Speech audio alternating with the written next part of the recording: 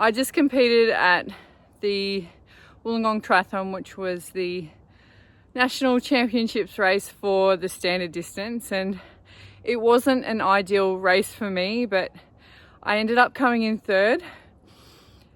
And now I just have this big question over my head: should I go to the World Cup in Spain? But I'm going to take you through today some key moments from the race.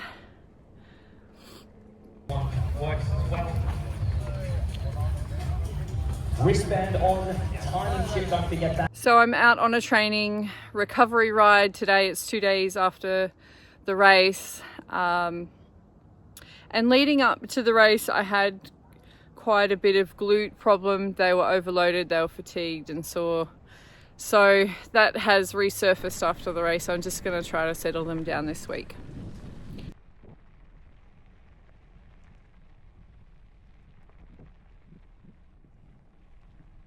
So it started with the swim, and a key moment from the swim was when I was turning the first buoy. So the swim course itself was very disorientating. It's like an M shape.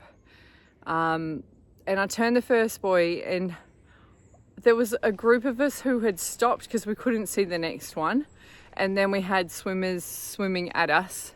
So yeah, the surf lifesaver actually said, "That way, girls," and we could then see it. But yeah, it's very challenging for that course. Because you're in the harbour, there was boats everywhere. If you are happy with what you left behind, pause the mountain, something like that. Once you turn it gets a lot of speed. The ride was all right. There was some wind about, and on the flats you really feel the wind. So in one direction I was going 40 kilometres an hour, and the other direction I was dropping down to 31. And I just had to make sure that when I was going into the wind that I wasn't pedaling too hard, because in that case I'd probably overcook myself and not be good on the run. So I was just trying to be consistent with my pacing for the tailwind and the headwind. And it was 4 laps. Happy to say that I did successfully count to 4, which is good. There was no mistakes in turns. And my glutes felt fine on the bike. So I'd ended up taking enough recovery and managing that okay. So thank goodness for that.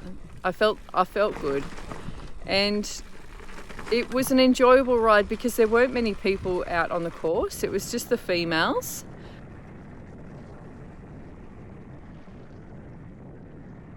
For the run, like when I was running up, there's a few hills on the course. Like that's when the glutes kicked in, which were just really burning.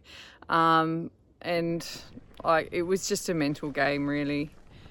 I just was trying to think about not going too fast in the first half and just trying to get quicker and be consistent.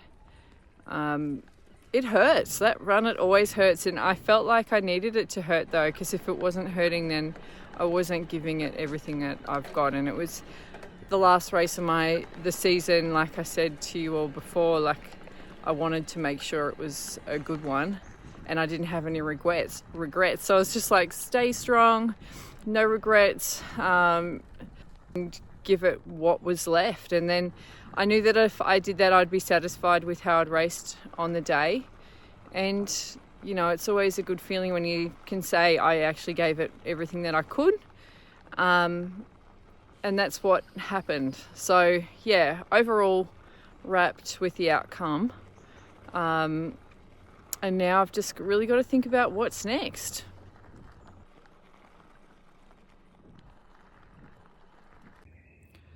So originally I was going to do the mountain biking cross country, but the local mountain biking club, they haven't got a race committee. They're not doing any local racing, and that was the whole point, that I could be involved in that side. And if they're not running it, like I don't really want to travel.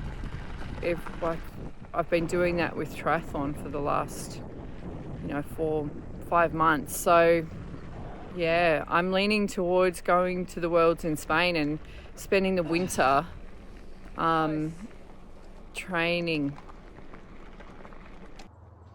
And the other thing I need to think about is my daughter. She's a toddler at the moment, and to take her overseas at this point, it's not ideal. And I've had friends that have gone on big trips with little kids, and they don't understand it, they don't remember it, and they're just kind of dragged around.